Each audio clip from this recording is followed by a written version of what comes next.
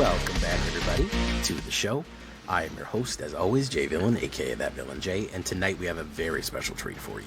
Yes, we do, because with me, as always, my partner in podcast, the numbest of skulls, Mr. Numbskull. There he is, everyone. Hey, guys. And we are back for our 6th and final top 10 cards of the year. Here on, I know it's wild. It is 6, isn't it? Here on the Black Council podcast, this is the 6th top 10. Next year we have to do 7 of these, but this is the last one of 2025, and we are in Avatar: The Last Airbender. It is finally here. Everyone was nervous about it, and I have to say, at first blush, guys, shit looks pretty all right. Yeah, it is the last Universes Beyond, and honestly, I'm hyped for this.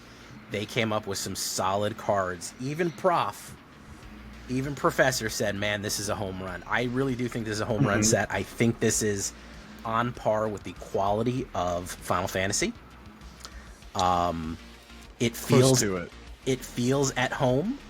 It doesn't feel strange. It doesn't feel odd. We don't have an Omen Paths situation. We don't a lot of the problems of Spider-Man, which, listen, we're not even going to get into that right now. We did a whole episode about that. We talked about that. We're not going to. We'll link that if you want to talk about what's the wrong with Spider-Man. I might make a whole Spider-Man post-mortem as well. This is not Spider-Man, guys. I really do want to assure you this is some quality stuff. And even if you know nothing about Avatar, which our good friend Numbskull here does not know anything about Avatar, I don't think you've ever watched the show, it still feels like it has a fantasy flavor. It still feels like it belongs in the world of magic. It doesn't really feel that odd. This could easily be a plane in the multiverse. So you don't need to go in knowing what's really going on. It is a very enjoyable kind of set. So we really want to get hyped for this one. We're going to do our top 10 and our tier 0 card. A lot of honorable mentions. We're going to get right to that. Anything to say, Numbskull? You want to throw? I talked a lot there. It's okay. This seems a lot better. I was kind of, as I was going over the cards, I thought it feels like when they have a set that's like you can tie it to like Japan, it just always feels like it's a better set. Yeah, the East Asian flavor has very good, and it's not even just East Asian. We kind of have some Indian flavor in Avatar. It's just Pan-Asian. There's Southeast Asian. There's Inuit. Japanese, Chinese. So I do feel like it's got good culture to it, I guess. Great culture to it, and just good flavor all around. So I'm pretty excited for it. Numbskull on his first list gave me like 20 cards that he had trouble narrowing it down. He was so excited about some of this stuff. So we're excited. We hope you are too. Let us know your hype level of what you are on Avatar, because I think, personally, I'm pretty hyped for it. Before we get to that, though, we want to take a moment before we get started to thank our patrons here on the Black Council. We are a completely Patreon-funded effort here at the Black Council. You get some benefits from joining our Patreon. It's right there in the description. It's going to be linked all over the place. Patreon.com/The Black Council.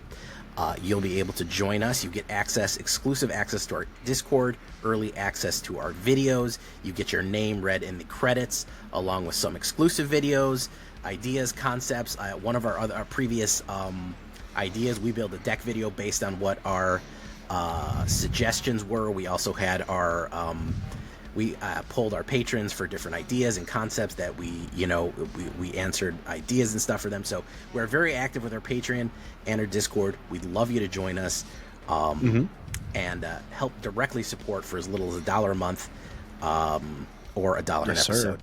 So and early access is coming, and the patrons get first dibs on the decks that Jay and I make for early access. So that's another benefit to that as well. And that's going to be coming up a couple of days after you see this episode. And our patrons will see the decks before anybody else does. The deck builds, the Avatar deck builds. That's going to be on our Discord. Numbskull always puts up several of his builds that he's going to do for early access, which is coming up on Wednesday the 12th. So A lot of good benefits right there. I want to link you, and we want to say thank you to our patrons.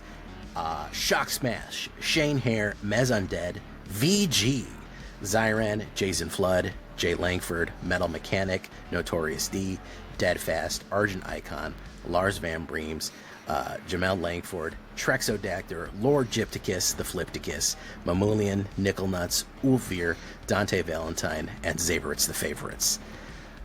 Thank you all so much for the support. We really do appreciate it. And if you want to become a Black Council member yourself, an acolyte of the Black Council, follow those links right there. So, with all that being said, we are finally moving out of, do I dare call it a dark age? The Spider-Man multiverse dark age. There's got to be some kind of pun in there. Yeah, the Omen Paths. We are exiting the Omen Paths. We are out of the bad omen. I don't know. We're past the bad omen. I don't know. I don't know where we go from here. We talked kind of a lot about what happened with Omen Paths. We had a whole Magic Universes Beyond controversy, the good, the bad, and the ugly. We're going to link that in case you want to see that, because we talked about a lot of the problems. Thankfully, and I really want to reassure people, you can call me a shill all you want, but man, I will tell you that Omen Pass was a stinker.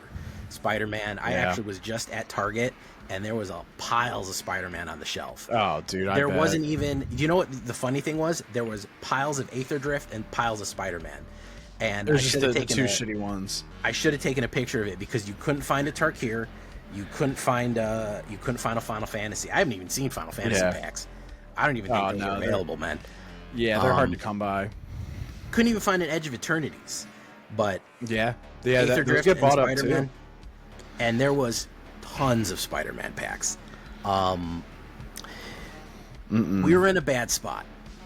Luckily, I do not feel like we are in that spot anymore. This is a really purposely built, carefully built, crafted set that, honestly, I am very happy to be brewing with. I really like a lot of this stuff.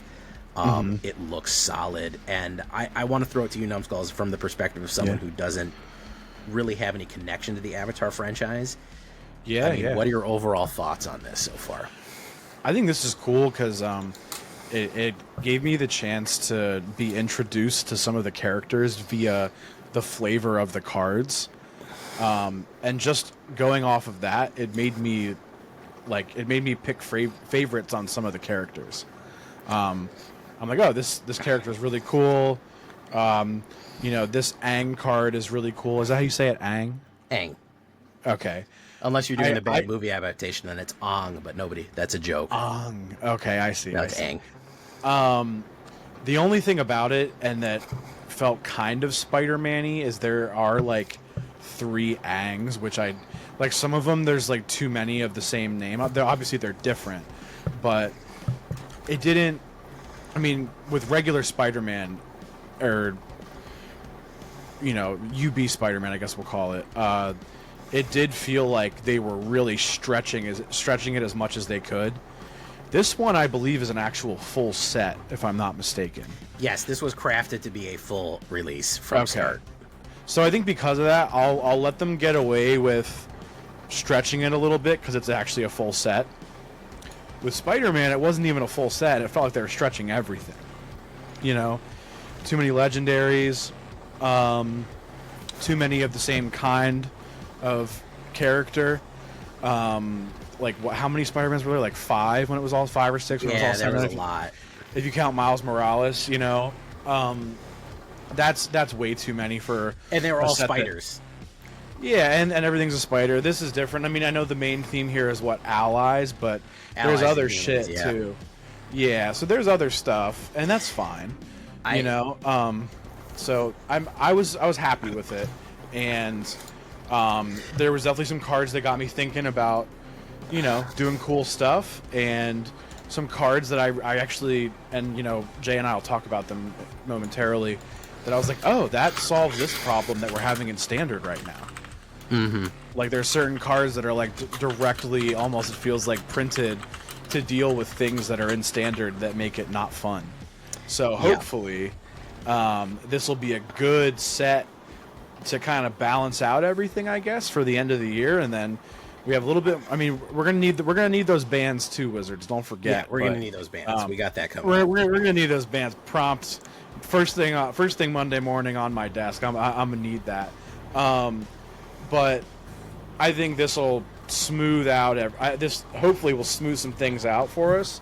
In addition to the bands, I know it's hard to predict what gets good or stays good or emerges after a ban, but hopefully this, in my opinion, pretty well balanced set, which is I think part of the reason that it's also seems good to me. Pretty well balanced set. I hope gives us a nice, like, almost clean slate going into next year, I guess. Absolutely. And I will say that the reason is they gave 3 versions of each card, as Avatar the TV show had 3 seasons, each based on, it's called The Last Airbender, but then the other 4 elements had a season. So it was water. Season 1 was water, season 2 was earth, season 3 was fire, and then the show ended. So the reason they did that is they wanted the main characters, one version from each season to represent them. So you're going to have 3 versions of each main character. So there was some method to the madness. There's a good reason. Yeah, okay. So that makes a little more sense to me rather than just... Yeah. Because that lines up directly with the show. So they're trying to stick with... And I think they have a good reason. Yeah, that's fair. And the reason is that each time they kept learning more, like the Avatar Aang, the main character, he was learning how to earthbend or waterbend, then earthbend, then firebend. That's why they keep adding... Okay. That's why he keeps getting colors added to him. Oh, so that's what that... Okay. So he starts as, just being a airbender, then he becomes a earth, and he gains all the other one. Basically, for a long story short, everyone has this magic called bending. They can move elements. Certain people can. Some people can't. They don't have it. They can only move one thing. If you're a waterbender, you control water. You're a firebender, you control fire. They're separated into their nations. That's the Earth Nation. They're very solid, fortified. They build cities because they're like all about rock and stone. Fire Nation are kind of the bad guys. They attacked everyone. They're very imperial. They're very colonial. Water Nation were like kind of they were almost like Inuit. They were kind of tribal, very community focused, kind of smaller. And the air was nomads. They were like monks and nomads. Anyways, the point is that each nation had they bend. What kept the peace between the nations was the Avatar. The Avatar can do all 4, and he's extremely powerful. He's like the Dalai Lama insofar as when he dies, he's immediately reborn. They know it. They know he's the Avatar because only one person can do these things. Avatar: The Last Airbender. The quick story, the TLDR, is he's the last airbender. The Fire Nation didn't want the Avatar stopping their colonial conquest, so they killed all of the airbenders. They did a humongous genocide, which is extremely heavy stuff for a kids show, but they did it. He ends up escaping, gets frozen in ice. He is found by waterbenders, and now he's got to fix the world. It's been at war for 100 years. Boom. Now you have, he is the last airbender. He has to learn how to use all 4 elements, gain his power, and stop the evil Fire Nation from taking over the world. So, that is your TLDR story. There's a lot more detail into that, but looping back to what I said that is why there's 3 versions.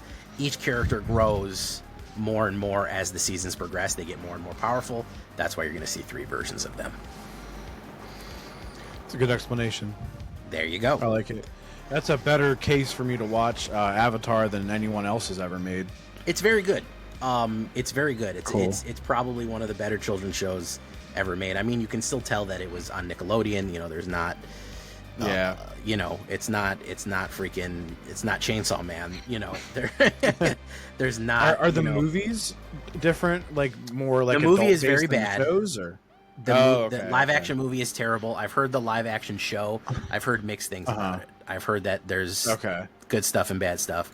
I think the animation stands alone as the best way to watch it. Got it. Okay. Good to know. So we'll talk about that as we go.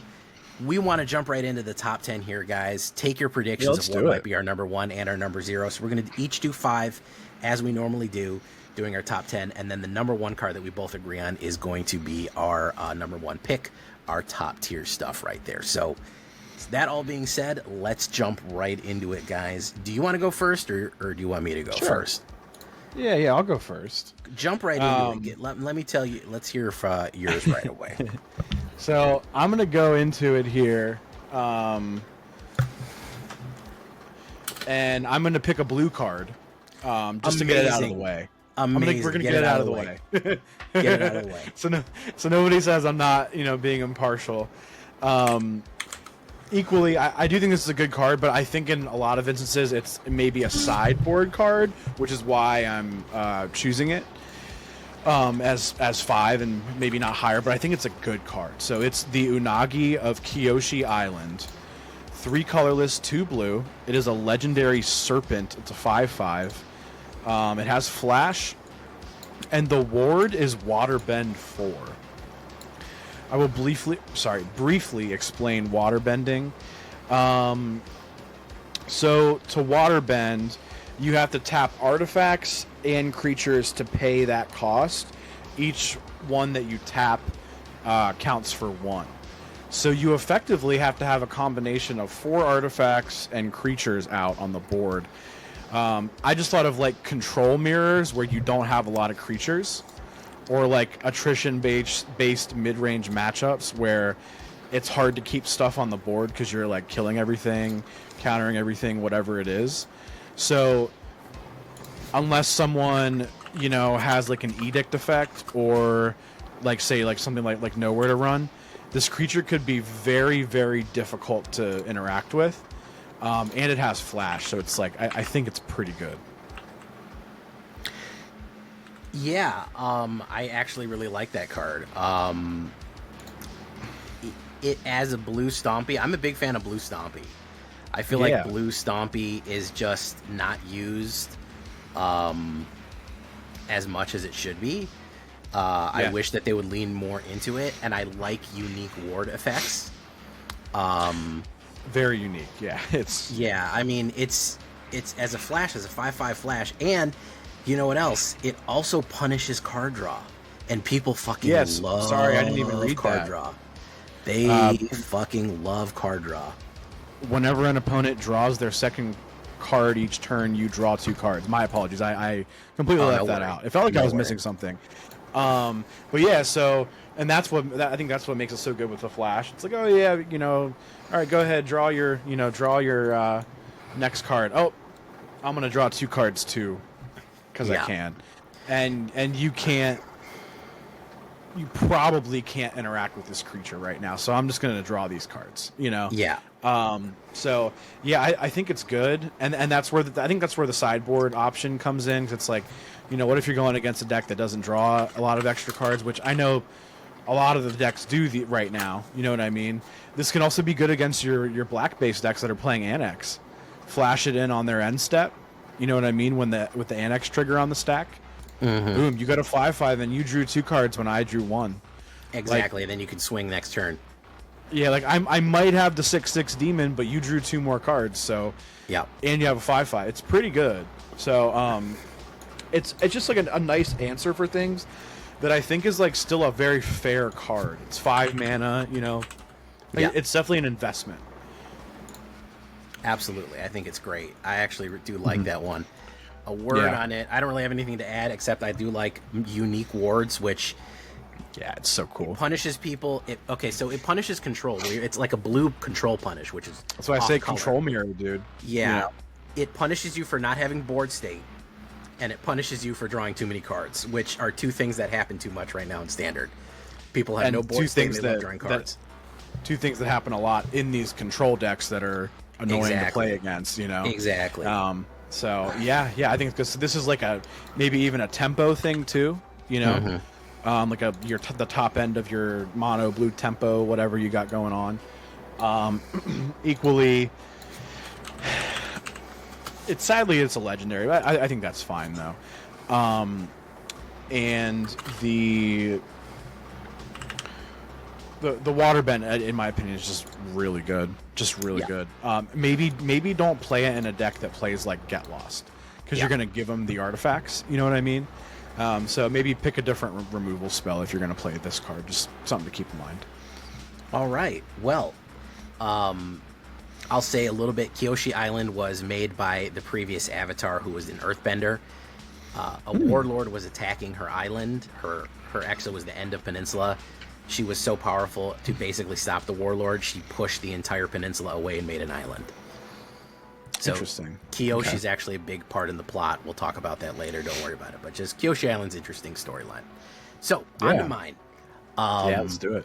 My number 5 is, again, a very interesting one. Something you don't see too often, and that this is a dangerous card. This, as far as game changers go, I think this is a game changer. And that is going to be Redirect Lightning. Holy moly. We got red counterspell. Basically. Every now and again you get a red counterspell. Every once in a Uno blue reverse. the Uno of reverse card. First of all, it's a lesson. Lessons are back, which we originally got in Strixhaven, and may become more relevant in the new Strixhaven. We don't know yet. But even if you're a legacy player and you have tutor and stuff like that, these can go on your sideboard as lessons. 1 red. As an additional cost, pay 5 life or pay 2. The reason being is that firebenders can actually bend lightning. There is a way to stop to catch it and throw it back, although it can potentially go across your heart and hurt you.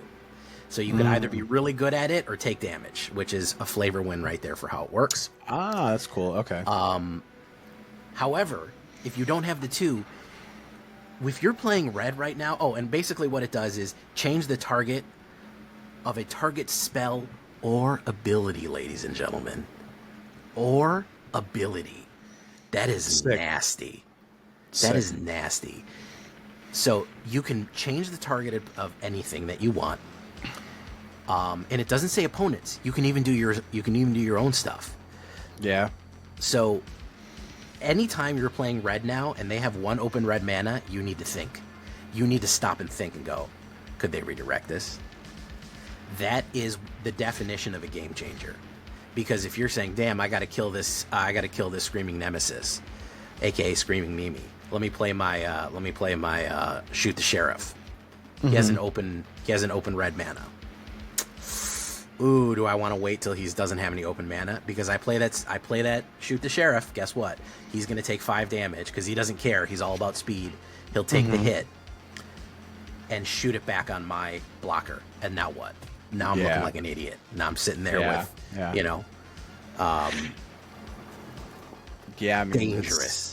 dangerous, dangerous card. I also want to point out this is also targeted ability. Planeswalkers are abilities. Luis is an ability. You can try to get Luis and somebody can reverse lightning on it. There is a lot of ugly shit that people can do to you with Redirect Lightning. If it says target on it, it's fair game. If it says target, they can pay 5 life and move it. Not only that, you have to hesitate for every. It's like blue. Oh, they have 2 open blue. Well, I have to think about what my play is here. It's like black. 2 open black, 1 open green for a protection spell, that type of thing. You've got to take a pause and go, oof. It kind of gives you that like second guessing type of gameplay interaction for every color now, because red didn't really have red. 1 mana. Okay, maybe you have a burst lightning. Okay, whatever, sure. You know what I mean? But it wasn't. Yeah. I mean, it used to be worrying about monstrous rage, which that was a problem, and obviously it was dealt with. But I mean, who knows? Maybe this becomes a problem too. I think that we're really on our first 2 ones. We're really going against color. We're fighting against. We're going upstream with a lot of kind of strange color pie options, but are still within it. But emphasize something else besides what they normally do, which I love. It's a defensive red spell. It is 100% a defensive red spell. So absolutely, you're going to need to know about this because someone's going to hit you with it at some point. Someone's going to redirect and you're going to go, oh, no, I was really planning on that going off. I don't, Now, here's what I want to know. I didn't really see any learn cards in the set. There aren't. There's only lessons. So they work mechanically the same if you're playing Legacy formats. If you're playing Pioneer and there's Strixhaven less learn, you can get them out of your sideboard, but there are no learn cards in Avatar. But you can still main deck these cards. You can main deck these cards, no problem. And also some cards say you have to have X amount whenever you cast a lesson, or if I saw one like that. If there are 3 lessons in your graveyard, so they use lesson a little bit differently, but there is no learn. However, it will work with learn if you are playing, Pioneer or whatever. If the new Strixhaven brings it back, then that would be something for sure. It is. To me, they said, well, we don't. They wouldn't confirm, but to me, you're putting out lesson cards two sets before you put out Strixhaven. I think we know what you're going for. Yeah, it's fairly likely that it's going to happen, huh?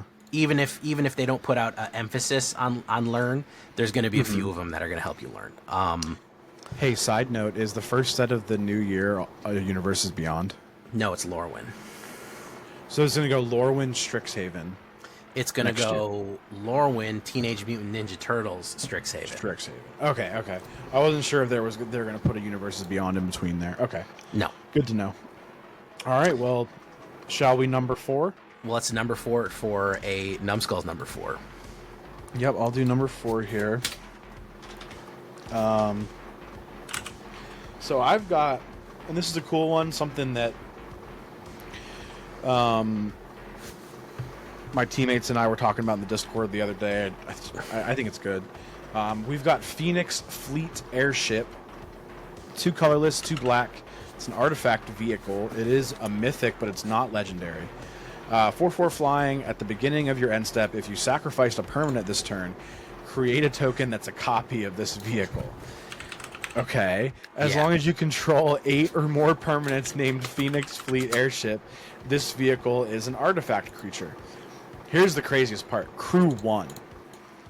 Yes. The Crew 1 for me was kind of ridiculous. Yeah. Crew 1 is pretty good. I thought Crew 1 was pretty gross. Isn't there something right now where you can sacrifice to crew something or something like that? Nah. Maybe I'm wrong. Or one that there used to be one when you attacked, you could sacrifice something after you crewed the artifact creature. I think that definitely rotated, but I think you could do some stuff with this, and you could just make a bunch of these bad boys. The Crew 1 is pretty crazy. I immediately thought of like, Viper decks, Rottenmouth Viper. Oh, okay. Like what if I have, like you said, 8 of these, and then I like sack 5 of them on my end step, or something, or not my end step, sack like 4 of them, but then you would just get them all, like and cast a Viper for 2, right? You would get all of them back because you sacrificed a thing. The 4 that you kept would make 4 more still. Okay, yeah, I'm understanding. See what I'm saying? I'm saying? So each one you sacrifice would generate. Well, you would have to have. If you had, you could sacrifice 8, 4. They'd replenish 4. Them. Exactly. They would replace it. Exactly. Yeah. Basically, if you sacrifice half of however many you have, you will get that many back. So I'll say that I wasn't 100% sold on this card. I actually really didn't like it when I first saw it. It's warming on me. Okay. I'm not a big fan of vehicles. I don't really like the extra step to vehicle it's up. Understandable. So I was like, ugh. But then people were like, Jay, you're forgetting also we have the angel that duplicates. We have Elspeth where you can get double the amount at the end of the turn. Picture the Schism, just shitting out 1/1s every turn. It's like... Yeah, so you can... It's pretty easy. You can double the amount that you are generating, tokens you're generating, so you could actually get 8 of them. Oh, put this out with Elspeth, yeah, because you get 2 each turn, basically, then, right? Yeah. Right. So yeah. Yeah, it's good. So people kind of sold me on it. You're selling me on it. There's a few sacrifice plays. I know people are like, yeah, but Jay, you love Sephiroth. He eats a guy a turn, you know. And I was like, okay, I'm warming to it. Because think about that too. If you played, if they were all creatures, yeah, and then you play so let's say you have, I don't know, let's say you have 5 mana, play a Sephiroth. You don't even have to sacrifice one, but then you play the Viper, sacrifice 4, boom, you automatically flip the Sephiroth. So you got a Sephiroth and a Rottenmouth Viper, and you flip the Sephiroth for 5 mana. Yeah. That sounds good, right? That sounds good. Okay. All right. This one I'm lukewarm on. It may be my unholy annex moment. It might be, dude. Yeah. I'm warming up to it. I'm gonna try it in an Orzhov sacrifice. I think that sounds good. I think that it'll be fine. I think it belongs in a little bit more, and not like a mono black. I think it'll probably flourish a little bit more in something like that. But I'm just always dubious of vehicles. I understand. I'm always dubious because of that extra step and the amount of suppression that people play, where they just don't let you have any creature out. So. You know, I guess potentially you could keep sacrificing and just have them manually go for it. Because if you do get that copy, you know, you are attacking with 8 4/4s, which is obviously just a win. We'll see 4/4 flyers at that. Fun lore bit about these things. Spoiler alert for anyone who haven't watched Avatar. These things were the final boss. They built like swarms of them, and they basically had. That platform on the bottom just had firebenders on them, and they were basically just glassing the planet like the fucking Covenant from Halo. They were going across the continent and just spraying down fire from low altitude and literally just like entirely burning and a whole continent's up. That was their that was pretty wild when you see what they were actually doing. So imagine you know, these many balloons slowly floating across an entire continent and just basically charring it to ash. It's like their version of napalm almost, or something like that. Yeah, not even. I mean, they were like low orbit fucking Covenant glassing the fucking planet. They were really pulling off some real dark shit. It was pretty awful. So fun lore bit about how bad these. That's why they're black. They are absolutely not good creations. And that's why like you can like just have like all out of nowhere, I guess, have like a swarm of them. Yes, they swarmed out of nowhere, and then they just randomly attacked everywhere, and they were just like, hey, we're gonna burn every civilization except ours. Okay.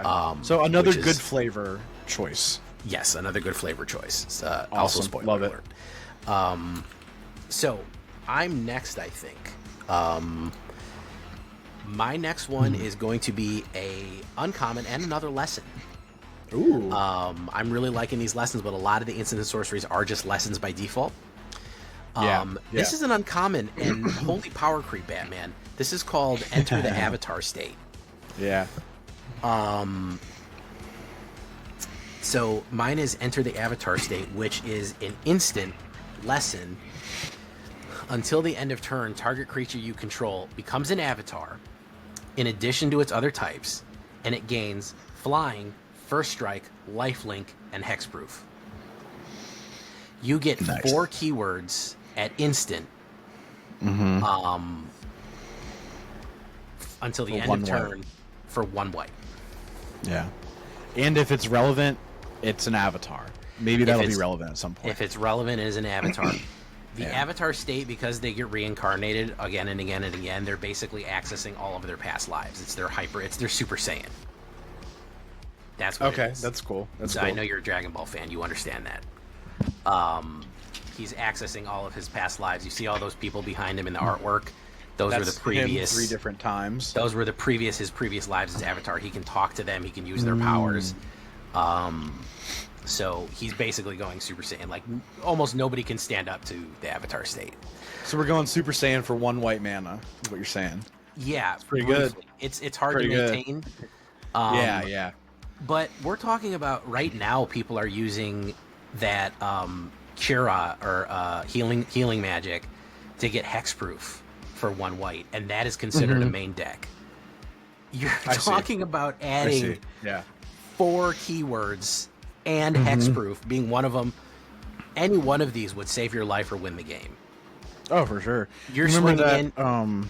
Remember that one from Strixhaven? It was a Strixhaven card. It was like the 0/1, and it was like +2/+0 every time you casted a instant or sorcery or something. It had Magecraft. Magecraft, yeah. Do you remember that one? They would all put in. It would be like a 20 power on turn 3. Yeah. With all the crazy stuff. Like, this is something maybe you would play in one of those decks back in the day. Yeah. Or like in Pioneer, they have feather decks that are just like cast a shitload of 1-mana spells on like prowess creatures. Oh yeah, no, I mean, you talk like about Boros Magecraft, prowess. You know? You talk about Boros prowess. This is going to do a huge amount of damage. Any one of these abilities would save your life or win the game. Lifelink, First Strike, Flying, and Hexproof. I really like that. Flying is air. First Strike is Earth. Is probably fire. Lifelink is water. Okay. I think Hexproof is earth.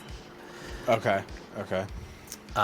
So you emulate all 4 forms of the bending, basically become untouchable, and it goes away. But man, that's a good spell. That's cool. 1 mana.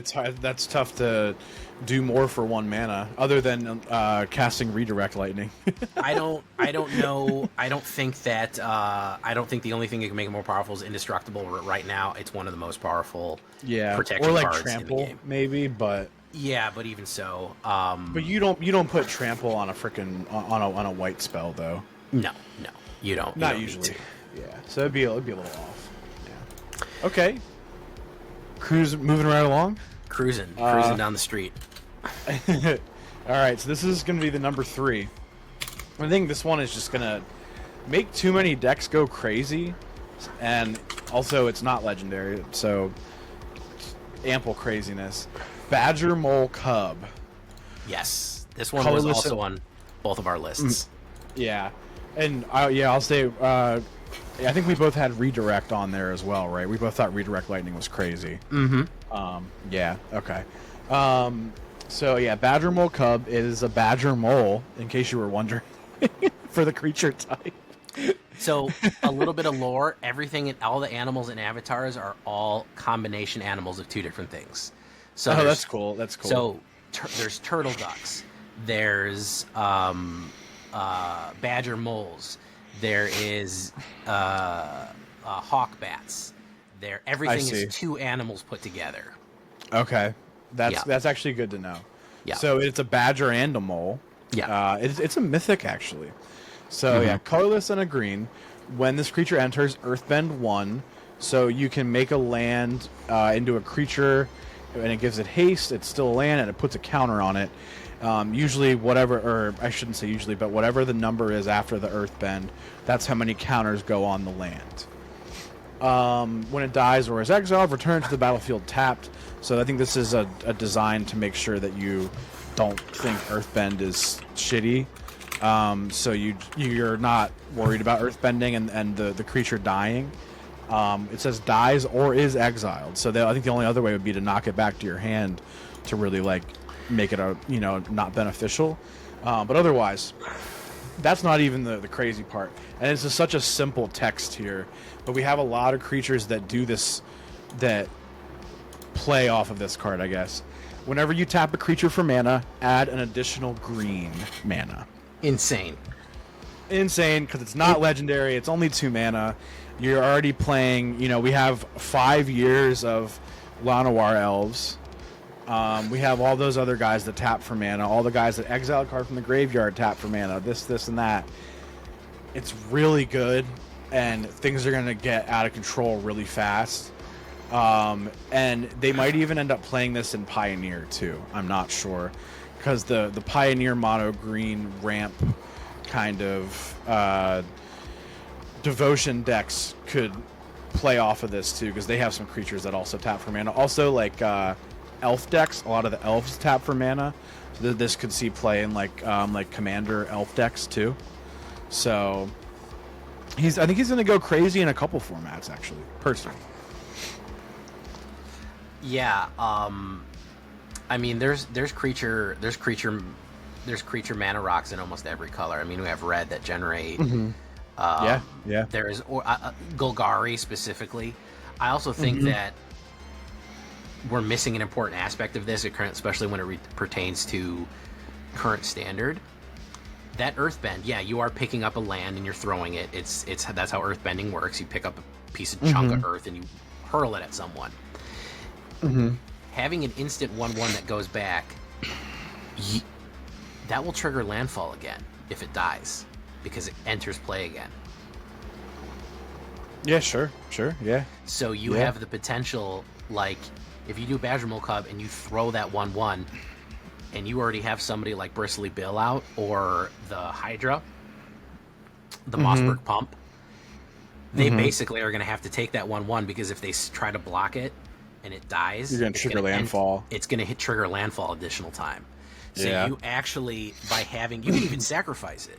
You can even say, "Oh, I'm going to run Deadly Dispute on it," or what? Not Deadly Dispute, but and it triggers landfall again. So by turning everything into creatures, turning lands into creatures, and then even when they die, they come back as triggering landfall again.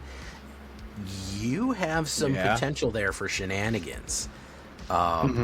So maybe Earthbend is what landfall needed to really go over the top. To really go over the top, as opposed to right now, because it's not powerful at all right now. Landfall is it's so it's D tier garbage that nobody plays. I'm being sarcastic. It is currently probably one of the best decks. It's one of the better ones. Yeah. I think competitive probably not, but on arena it is. I've gone up against a few of them. They're difficult. Also, what you were saying about the Earthbend and all that, when it turns that land into a creature that's also still a land, when you tap that land that's also a creature for mana, it's going to tap for 2 mana. It will.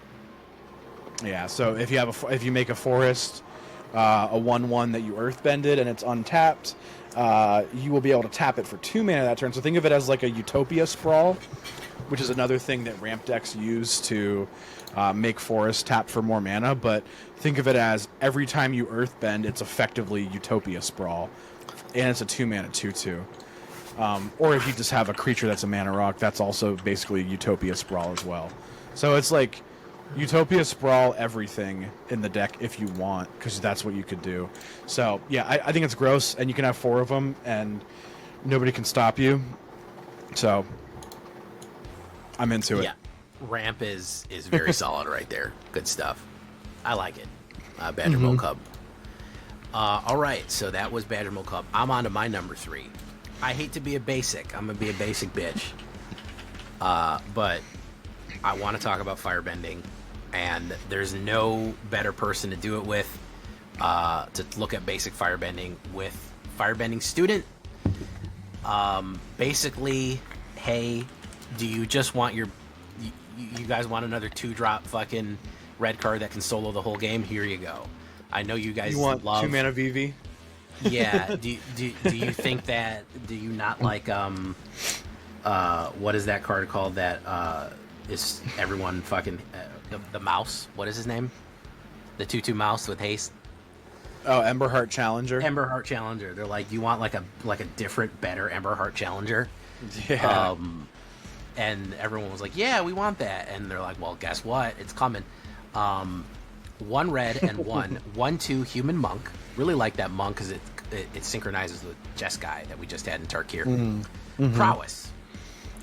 1/1. So a 1/2 2-drop with prowess. That's basic stuff. That's right. Simple stuff. That's easy. Right. Here's where we get crazy with the cheese whiz. Firebending X, and we're going to talk about firebending now. We've talked about all the bendings except air. We'll get to that. Firebending X, where X is this creature's power. Again, Vivi. Do you want Vivi to attack people? Possibly. So you talk about firebending. Whenever this creature attacks, add X red mana. So you add, whenever she attacks, you're going to add whatever her power is in mana. This is a recursive event. So if you put down Firebending Student, remember she has prowess. So if you do Firebending Student, turn 2, turn 3, you cast, what's that one red spell that pumps up +3? Wild Ride or something like that? Wild Ride. You cast Wild Ride on her. Yeah. Boom. She's now a 5. She's now a 5/3. You attack. And isn't it 1 mana? It's 1 mana. Yeah, it's gross. You attack. You now generate 5 mana. Yeah. You have 5 floating mana and 2 mana on the board. You have 7 mana to cast spells with. You could dump your hand on turn 3. Bolt wave, bolt wave, bolt wave, lightning bolt, lightning bolt. Yeah, and then prowess trigger each time. And prowess trigger each time. Yeah, yeah. And something to keep in mind: firebending. The mana lasts until end of combat. Now there is a way to remain in combat and still cast spells at instant speed after damage is done before going to main phase 2. Something to keep in mind while you're trying to make best use of your mana. Sometimes to do it on Arena, you need to be in full control, just a heads up. Yes. As a quality of life, if you have unspent mana, it may stop for you. I'm not sure if they're going to do that or not. That's going to be a new thing that they're going to have to try.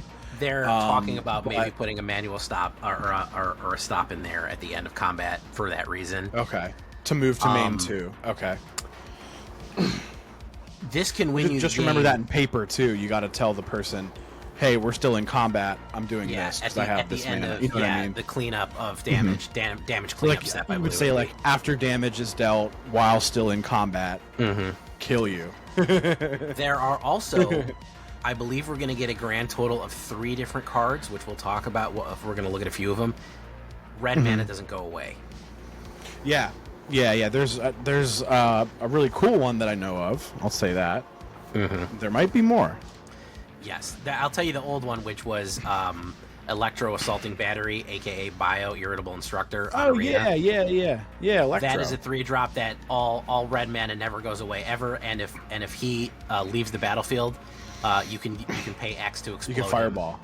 You can fireball. Yeah, I guess these guys make Electro better, huh? They make Electro go absolutely crazy. So yeah, I like it. Yeah, very very powerful card right here. I know like I said, I know it's real basic to say a red card with prowess, but there's a spicy trick to this one. A red card with prowess is good. yeah, I know, fucking amazing, right? Good. Did you know that red aggro decks are powerful? I don't know. It's a secret deck the pros don't want you to know about. Definitely not going to get banned. Well, all right, you ready to go on to number 2? Yeah, I'll let you go on to the next one. Speaking of airbending. Yeah, so now we're going to get into airbending and getting into something that kind of made me think, man. It made me think. So, Appa, Steadfast Guardian. 2 colorless, 2 white. Legendary creature. It's a Bison ally, and it is a mythic.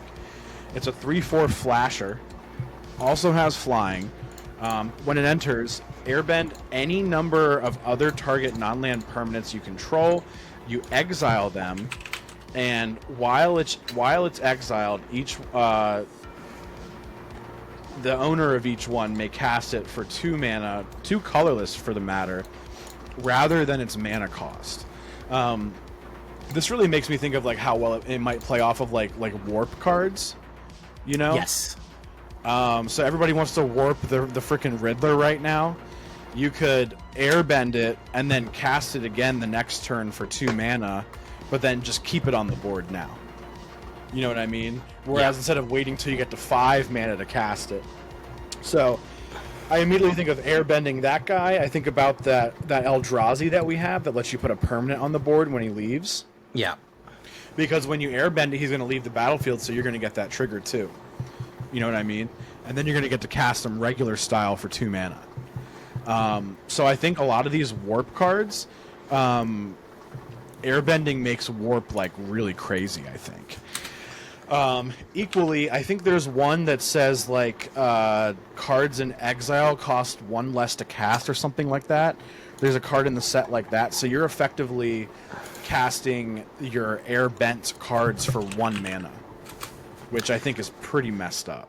I also want to point out that you could also, the inverse of that is that you could put out Avid Interrupter, and spells your opponent's cast from exile are 2 more. Yeah, so you can play Aven Interrupter, because you can airbend your opponent's stuff too, which is another tactic, if you will, and another well, this option. is an instant, so if somebody, they say, I'm going to go, like mono red goes full board on you, or I'm going to swing in. All right, well, I'm going to play that. Everyone goes back to your hand, or everyone gets floated in the air. This is ones you control, but there are others that on purpose. Yeah. Yeah, but there are just, I think, straight up, I think there are lessons actually that are instants that allow you to airbend anything, and for pretty cheap too. So that's I think there's going to be an airbend deck, and I don't know if it's just mono white. It might be. I was thinking about like Mardu airbend, because actually, wait, isn't that what the other one? I think I sent you that card. It's I think it's Fire Lord Zuko. Oh yeah. So we'll just do that with an honorable mention. Whenever you cast a spell from exile, whenever permanent you control enters from exile, put a +1/+1 counter on each creature you control, and he has Firebending X, where it's his power. So it's effectively, if you cast a permanent that you airbended, he gets 2 counters on him. So that's effectively making it free with the Firebend mana that you're going to add for him, if that makes sense. So he, in a way, like once he attacks, he effectively like repays everything that you paid to cast your airbend card. So I think that's cool. So yeah, I think there's a lot of stuff you can do with airbending. I think there's like kind of a way to make all the bendings. There might be a way to make all the bendings good. We'll have to see. Yeah, I think there absolutely is. Just have to see if like maybe 1 or 2 of them might be like a side quest, and maybe we could have like a poll, like which bending, for the viewers, which bending do you guys think is going to be the most crazy? Is it air bending? Is it fire bending? Water bending? Like, which one? I don't know for me which one. I think fire bending might be the craziest because it's mana. I think it's mana. I think fire bending is going to be harder to make fire bending. I think the weakest is water bending because it's just convoke. Yeah, that's fair. That's fair. But some of the abilities with the water bending are insane. Yes, some of the ways they implement it, but I just don't think it's ever going to get it when you compare it to, well, you can convoke, but also firebending is like, hey, why don't you just have free mana for free? Why don't you just have like 8 extra mana every turn? Why don't you just get all the mana that you've ever wanted in your world? Well, I know it's only red, but who cares? I think that's completely fair too, and I think that firebending might actually like help out with like storm decks even and other formats, so that's a thing too. So I think firebending might be the best, but maybe we'll put up a poll in the chat maybe, and then we'll decide what the consensus is. See if anybody else has any bending ideas. All right, I'm going to tell you about my number 2. Let's do it. Orzhov, which hasn't been getting a lot of love lately. I saw this guy. I'm glad Orzhov is getting... Did you know there was only 3 Orzhov cards in Omen Paths? Isn't that wild? One of them was kind of crazy, especially in early access, but like, you're right, there weren't like an actual lot of them. No, it was only 3 Well, Orzhov I mean, I cards. Guess there weren't a lot of like dual cards in general because of the way that set works. Anyways, quit beating a dead horse. Sorry. Okay. Back to it. Sandbender Scavengers. Yay. I'm glad that they made them Orzhov. Cool. This is Desert. I know that they often make Deserts Orzhov because of sun and death. I do appreciate this. The Sandbenders are actually Earthbenders. However, it's not really reflected in there. I see. This is a sacrifice dream right here. Very much like the Evil Panda. 1 black, 1 white, 1/1. Human rogue. Whenever you sacrifice another permanent, put a 1/1 counter on this creature, and whenever this creature dies, you may exile it. When you do, return target creature card with a mana value less than or equal to this creature's power from your graveyard to the battlefield. Pretty good. Remember, this is target permanent. So, treasure tokens, clue tokens, whenever you sacrifice another permanent. It's not just creature. So you put this in any kind of map tokens. Sure, you could pump this guy up to a 5 and reanimate somebody. And by the way, it's to that creature's power, not their cost. Right. Yeah, that makes sense. So you could turn 5 potentially reanimate an Aiden. because his cost is 8, but his power is 5. You see what I'm saying? Less than or equal to oh no, mana value. I'm sorry, I'm having it the back way. It is mana value equal to this creature's power. Never mind. Okay, yeah. I flipped it around. No, yeah, so it is mana value. But the fact that you're constantly feeding things into the graveyard, and when they die, you could just bring them back. Yeah.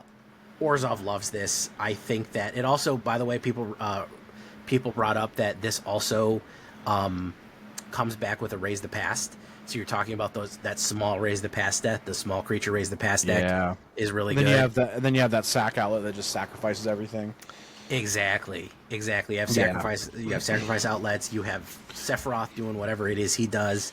Yeah. You could feed him the whole board, sacrifice this, bring stuff back.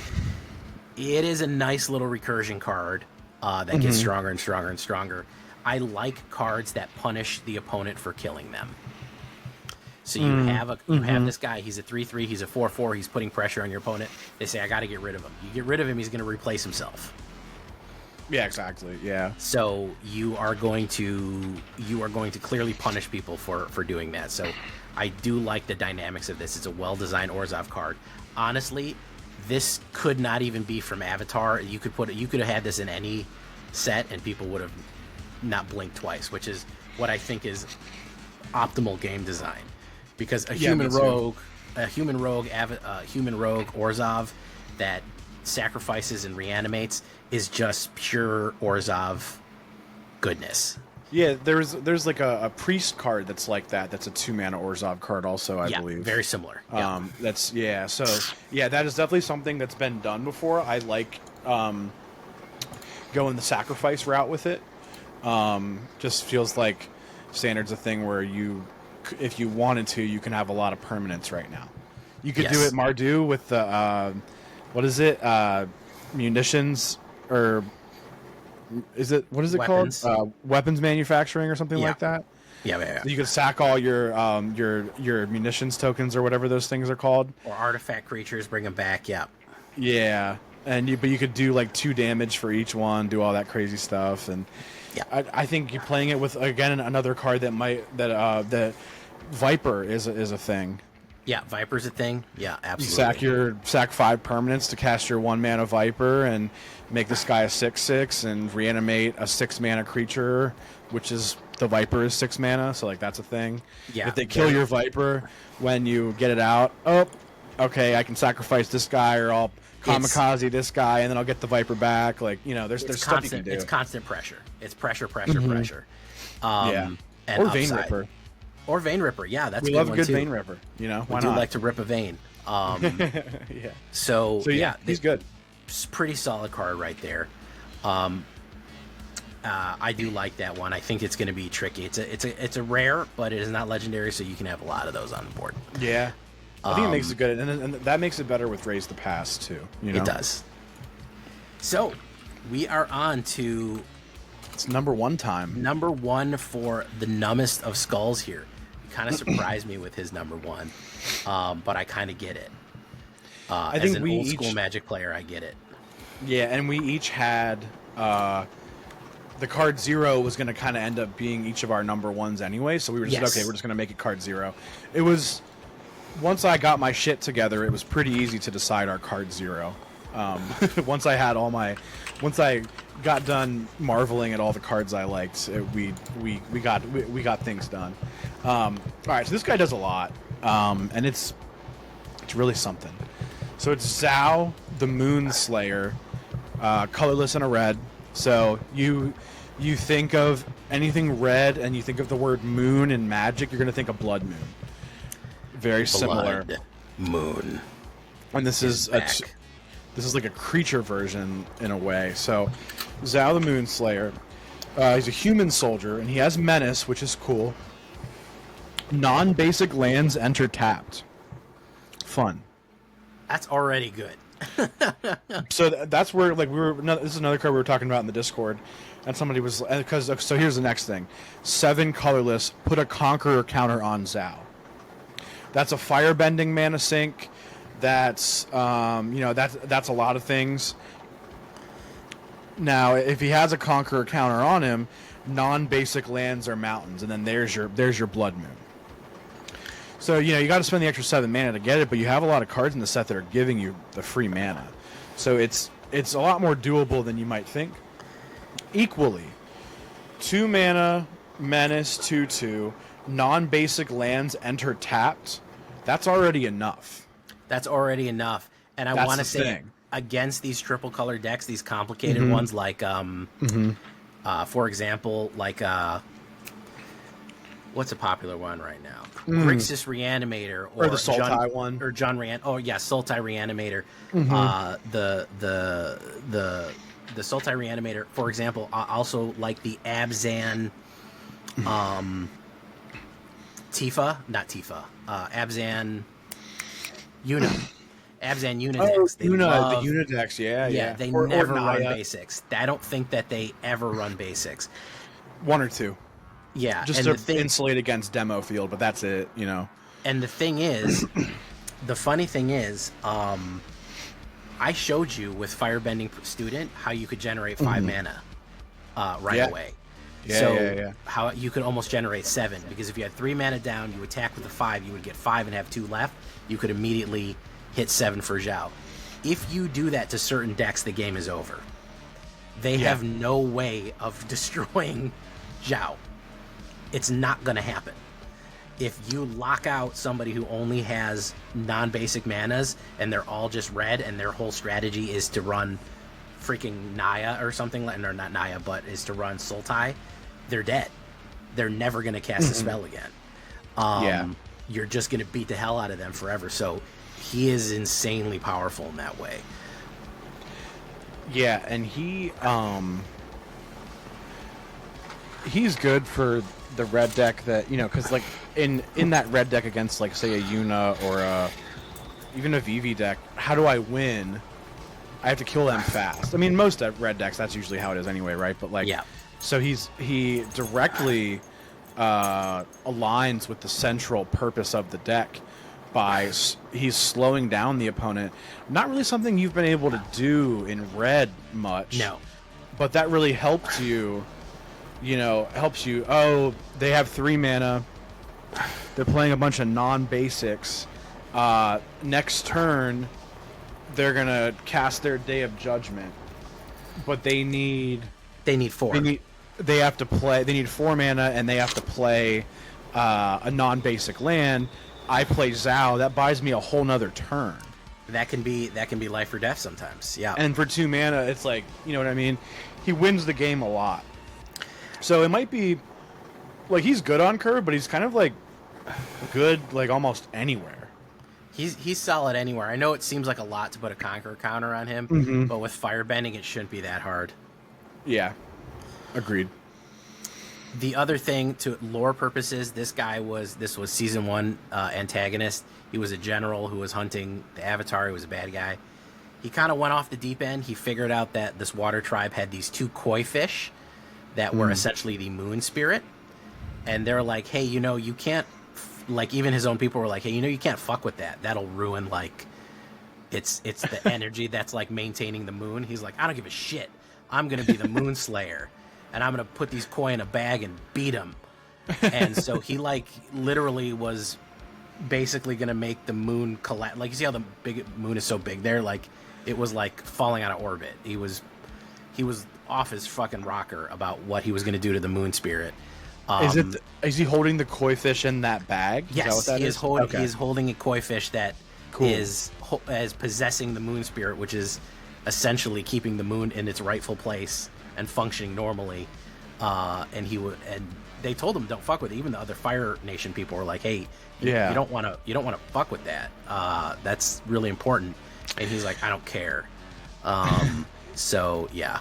That almost makes me want there to be like a showcase art for this one. Yeah, there's only borderless, but it would be interesting. Yeah, I think showcase would be really cool. I'm looking at the art card itself, and the art card looks sick. But a showcase art of this, I mean, maybe the original is just good enough it doesn't matter. But I think the art is sick. The card's cool. I think it might be an expensive card. We'll have to wait and see how that plays out. Yeah, so that one was interesting. I like that they made him a blood moon because that's what he caused. I think it's great. I think it's great. Oh yeah, one was the ocean and one was the moon. There was two koi fish and they looked like a yin yang. Okay, yin yang koi fish. That's cool. That's cool. Yeah, and so he was like, "Well, fuck these fish, man. I ain't about that life. Fuck these fish. Fuck these fish, man. I don't give a shit. I don't give a shit about your stupid ass fish." And it was causing an apocalypse. So it was a big deal. So that's why he's the Moon Slayer. Cool. So fun times right there. So my number one, speaking of villains, that's my name, don't wear it out. My number one guy, this guy, I want to talk about this guy because they made him a real threat. In my opinion, this is a game ender. He hits the board, it's over with, and I'll show you how. This is going to be Ozai, Phoenix Lord.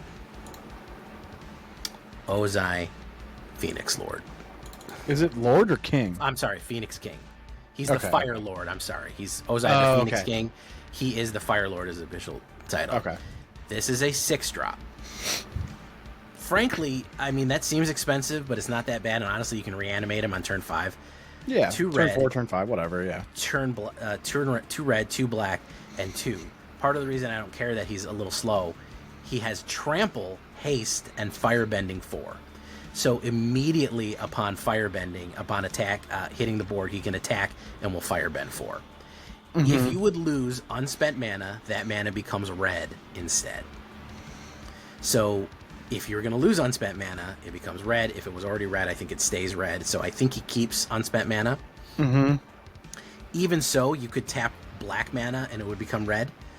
Yeah. Ozai has flying and indestructible as long as you have 6 or more unspent mana. So as long as you have floating mana, he can fly, which is something he does in the... You can see that he's blasting out fire from his hands and feet. He essentially just has jets. He's flying like Iron Man. Fire jets. Yeah, like fire jets. So I want to talk about this guy hitting the board on turn 4 and winning the game, because we are in a turn 4 meta win right now. Turn 4, zombify him. Hit him with the old Wild Ride. He is now a 10 trample. You swing. Okay? Boom. He firebends 4. You pump him again. Pump him another time. However many times you need to pump this guy. Yeah. Finish the turn. They didn't kill him. I still have unspent mana. I fling him at my opponent. What are we flinging with these days after the... We're still doing Burn Together. Yeah, the one guy. Yeah. We're still as an Orzhov card. Yeah, So yeah, you could fling him. You could he could be a Rakdos joins up target. Rakdos joins up target. Yep. That'd make him a 9/9. That would make him a 9/9. Hit And him then- with Wild Ride. He's a 12. Yeah. And Either then sacrifice him or fling him, and it'll do 24 points of damage. because you'll have a double trigger for the damage because of Rakdos as well. So if he hits and you fling him, if he's a 12/12, then it's that's 36 damage. That's game. You're done. You're Yeah, cooked. it's pretty good.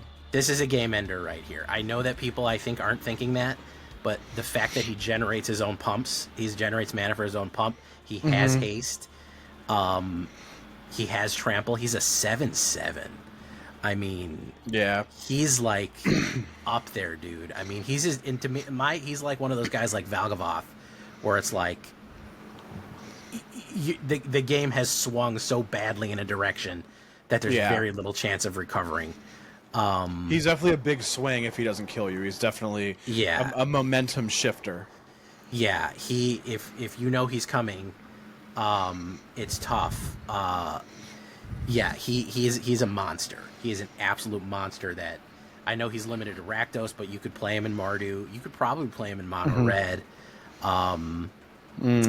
You could even play him in mono black and just reanimate him if you wanted it. Yeah, it's true. If you wanted to get silly, or just like play those verges because they're free. Yeah, you have the flexibility for this guy. Yeah. Yeah, he is insanely powerful. Don't forget if you have floating mana, he's indestructible as well. So if you have those floating manas, which you could easily get through other methods we talked about, he can't be killed either way. So you either have to have a solution for him or he's gonna kill you. Yeah, I think it's good. And Zombify is a good target. You know, there's stuff that you can do. You know, there's like self-discard, draw discard, so that's fine. There's surveil stuff. We shouldn't have too big of a problem getting him in the graveyard. No. And then, we should be able... Just discard him. Yeah, discard him to Bitter Triumph. There you go. Perfect. Yeah, easy.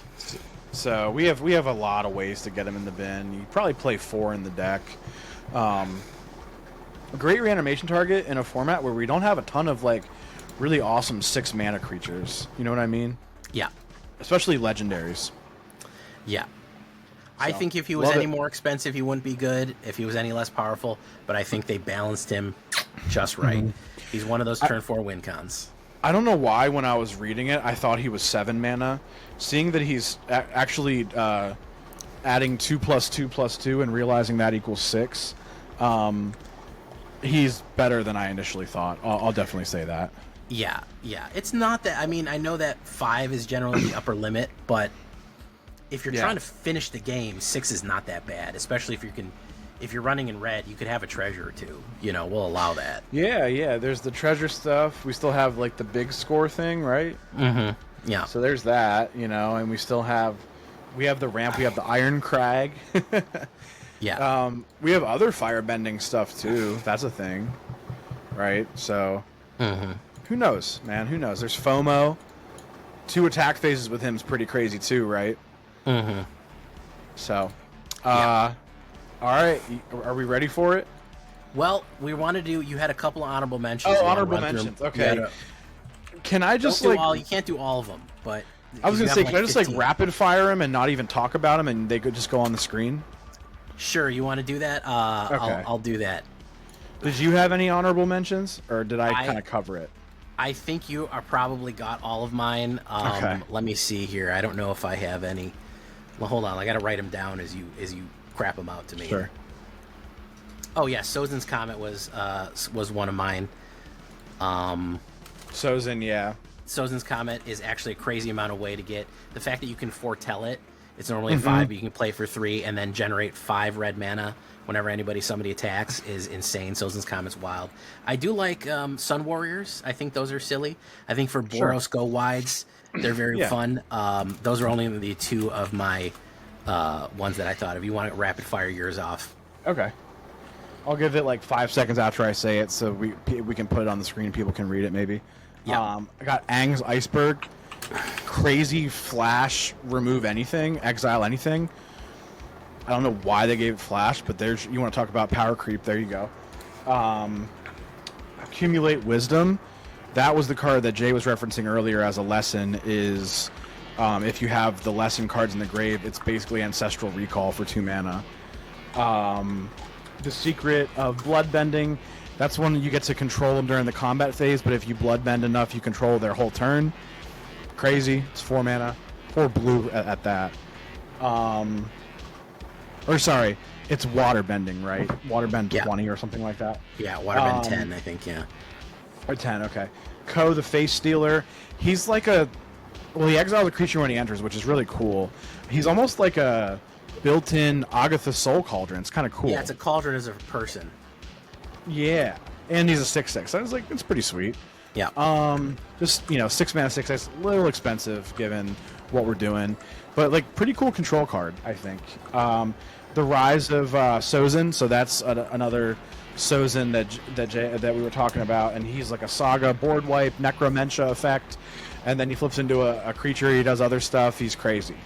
So we're like really getting tons of value for our 6 mana board wipe, which is fair because for 6 mana it should really do a lot, but this is giving you, just in the first 2 lore counters, you're getting like 8 mana worth of stuff between like your 5 mana for the board wipe, 3 mana for Necromentia, and then it's still a creature after the fact. Like, you're probably getting like 12 or 13 mana value out of this card for 6 mana, so I think it's good for that purpose. Avatar Destiny, I think that's like a type of board wipe. It's fine. Legend of Kyoshi, another cool one. I think that's the Green Saga. It's a Green Saga, yeah. Boomy Unleashed, I had to mention it because, was it Dante Valentine was saying it combos with Ashaya for infinite combat steps. Infinite combat steps, yeah. Yeah, it's like that's pretty cool. Fire Lord Zuko, I think I talked about him earlier. He's cool. Toph, the first metal bender, I believe that one, or is it? I don't know if it's Toph. I'm sorry. That's the one that makes non-token artifacts also land. So you can actually do the infinite combat steps in standard because of that. That's why I mentioned it. And then Zuko Conflicted, really cool kind of like handoff card after he does some cool stuff. He's a 2 mana 2/3, and every main phase you get to choose a different thing. He draws cards, counters, adds mana, and then you exile him and give him to your opponent. But you could also, like, you could sacrifice him, you could let him die the turn before, like whatever it is. Or, you also lose 2 life when you choose one of the things. So maybe you actually, like, maybe you get your opponent, like, down to 2 life, and then you hand them off, and they have to choose a thing, and then they have to lose 2 life. So I don't know. There's, like, I think he could be cool, especially for 2 mana. I think he gives you a lot of stuff. So. All right. That's what I got. As you can see, Numbskull likes these cards. There's some cool shit in here, man. There's cool shit in here. Oh, and then, what is it, Secret Tunnel? Secret Tunnel. The unblockable land. Yeah, cool. Would you like to read the 0? All right, I'll read the 0 since you just went on a walking spree. Yeah, I just talked a lot. I need some water. Okay, so number 1, or tier 0 that we both agreed on, it was either our number 1 or number 2 choice. Hugely powerful card. Also, just really good art. And we'll talk a little bit about the character too. He's a good character. Here it is, guys. Our number 1 pick is My Scornful Striker. Yes. 1 black, 1 2-drop, 2/2, legendary creature, human, noble, ally, 2/2 first strike. Whenever a player casts a non-creature spell, they lose 2 life. Perfect. That's all I needed. This punishes control so bad, and that's all we want. Yeah. That's all we want, is to punish control. Yeah, dude. It's great. And you talk about playing Rakdos, like you combo this with like a Magebane Lizard, Yes, I like this in Rakdos with something like what's that, Razorkin Needlehead, so whenever they draw a card, Razorkin. Yeah, Razorkin, you can't draw, you can't cast spells. It almost is that lockout kind of prison. Yeah, thing. I love these kind of black paint decks. I don't care. I'll lose life. I'm playing black. I'm either going to gain it back, or I don't care, and I'm just going to attack you with warp creatures. I'm going to attack you with Timeline Crawler over and over again. I don't care. Insanely powerful to punish people. If Vivi wasn't going away, this might handle Vivi. They would have to get rid of this. Just also, add a caveat that this does not let you off the hook for banning Vivi. You still got to ban Vivi. You still have to ban Vivi. Still got to do it. Yeah. You have some of those artifact decks that like to crap out, like they like to play that Collected Company, or no, that wouldn't work. But they like to play a lot of stuff. Yeah, but you're not casting spells; you just get them for free. Yeah, you're putting them on, so they'll lose 2 for casting the original. But you're right though; those decks don't play creature spells. No, they only play, so they have to get rid of this. So it's shock every time you do anything, basically, in the deck. By default, just getting rid of her deals 2 damage to you. There's no way to get rid of her without taking 2 damage. Yeah, well, Screaming Nemesis, I guess, but... How would Screaming Nemesis get rid of her? If it's dealt damage in combat. Oh, if you don't ever block. Right, yeah. I mean, there's... So, like, yeah, most likely, like, 99% of the time, you have to cast a spell to deal with this. Yes, and in turn, you have to... You got to take 2 life. Yeah, it is a very... It's just the type of... perfect type of black card I love to see. Good. I think 2 is just enough. It's a 2/2. It costs 2. It's, you know what I mean? Lose 2 life. 2 text effects. You know what I mean? I think that's pretty cool. The other funny thing, of course, is that Mai in the story is part of Princess Azula. Her entourage. She has. She was a bad guy for a while. She was with Azula. She is also Zuko. You've heard this name Zuko before. She is his goth girlfriend. Oh, nice. Okay. She is very miserable all the time. It's kind of a joke in the... He's like, oh, I miss my girlfriend. And one of the characters was like, that girl who's always like sighing and depressed all the time. And he's like, yeah, her. He's in love with his... Because Zuko is also... He's an edgelord and he's always unhappy. So he finds this girl who is also miserable and depressed all the time, and they really bond over not liking anything. So, yeah. Character-wise, very good character there. She's a very cool character. Throws knives. She has those big kind of sleeves. That's sick. And she just whips out. That's what it's doing. That's what it's representing. That's pretty emo too, throw, right? Like, what? Pretty emo too, right? yeah. She just has like a lot of like throwing like those kunai, like those throwing daggers. The kunai, yeah. She's just doing that with like deadly precision. So she's a very cool card. And it's almost like that knife is like a little cut, aka 2 damage, lose 2 life. Exactly. You know what I mean? The more you're trying to... What she does to shut people off is that when people start bending, they have to do like kind of like a kung fu move. They have to like start like doing like a casting a spell almost, like they're moving like and as soon as she sees that, she hits them. And you're probably gonna get hit at least once, right? Like that's because she's so fast. So that's they're like, oh, let's bend. I'll throw a rock at her, and she go. As soon as somebody starts to try to like cast a spell or like build up, she hits them with a knife. So that's kind of her signature ability right there. I think it's great. I think it's a great flavor. And yeah, it's really cool, and I'm very, very happy with that card, and I think it can be played in a lot of formats. Played against Storm decks, played against VV and Standard. In Pioneer, it's good at that really annoying Hidden Strings deck. You know what I'm talking about? I know what you mean. The one that's like with the Lotus Field combo, like those have like hardly any creatures, you know. So that's really good against those decks that just want to make infinite mana that cast a bunch of spells to do it. So, I think we found a banger here. I like any black punish. I like when black punishes you. Agreed. You know, black is fun for removal, but when black is torturing you, I think that is... It's fun. I mean, that's why we liked Invoke Despair, because it was just like, you're going to get tortured 3 times. Yeah. Sacrifice, you know. And that's why we like, you know, Bloodletter and, yeah. Yeah, punish decks. Double torture. Absolutely. But yeah. So, that's our Avatar review, guys. What do you think? What's your favorite? What are you looking forward to? What are you not looking forward to? You know, where's your head at on it? Yeah, I think we're gonna, you know, it's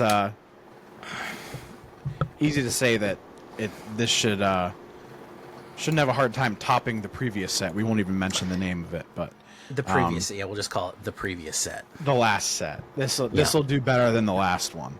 Not that that would be difficult, but you know, the expectations are definitely higher here. You know, it is a solid, well built, well made, good set.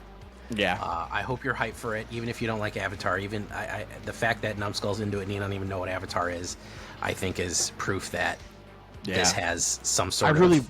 I wasn't that excited. I wasn't that excited when there was like Oh yeah, there's an avatar set. I was like, oh, an avatar set, man, come on. Yeah. And now I'm seeing the cards, and I'm feeling a lot better about it. So absolutely. So yeah, we're excited for this, guys. Let's take it from there, and we'll leave it to you guys. What do you think? What do you like? What do you not like? What are you excited for personally? We'd love to hear from you. It is a Black Council. Come join us, whatever you like, and we'll see you in the next one, folks. Thank you for coming by, and we'll see you on the next avatar set. Probably a deck build. Good night, everyone. We're calling this episode of the Black Council to a close. Bye-bye.